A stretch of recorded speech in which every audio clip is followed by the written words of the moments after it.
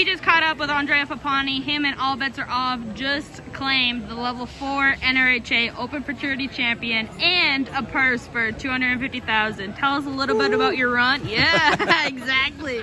A little bit about your run and how it felt running through those gates this evening. Oh, it was special. You know, I had a great group of horses. I had 3 horses that I thought were ready, and I didn't have one big favorite among the others. So I felt ready to go. I tried to stay humble and not ask too much. I knew I had the horse talent, and I know that the futurity, it's a big deal. It's in the a tough fact one. that, you know, it's a tough deal. You go through the 2 go-rounds.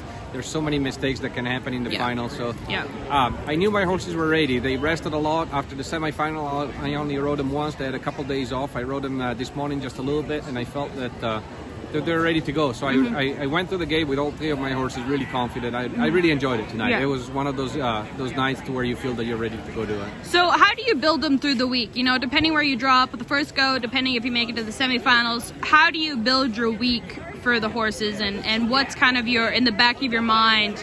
You know, do you save them? Do you push them a little bit? And COVID, honestly, Well, COVID is a huge factor as well this year. I try not to think about the COVID deal. They sent us a letter saying that, you know, if something would happen to where they had to stop the show, either the go-around or the composite would have been the Futurity Championship. But to me, I put that completely aside, because in order to win the Futurity, I feel that you need to save your horse a little bit in the go-rounds. That's why the Futurity is something that's completely different than other horses. So I put that to the side, and like I said, it changes all the time with the horses.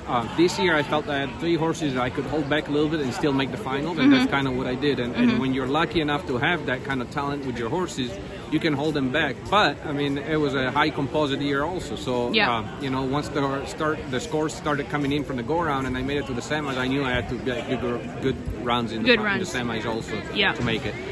The one thing that I changed this year, I really wanted to give my horses time off. So between the go-around to the semifinals, I gave them 2 days off, then rode them once, then showed them in the semifinals. Then I gave them 2 more days off, and then rode them once and showed them in the finals. So really, I was really watching and making sure that they got the time off, and that really paid off. And I think I'm going to learn a lot from this. The other years, and growing up into this sport, you always want to test and make sure that the horses are good. But at the end of the day, you got to trust your work. I think I'm at the point in my career to where I feel good about my work, and when I show up here, you're not going to change that much. So giving them a little bit of time to rest, it's always good. Yeah.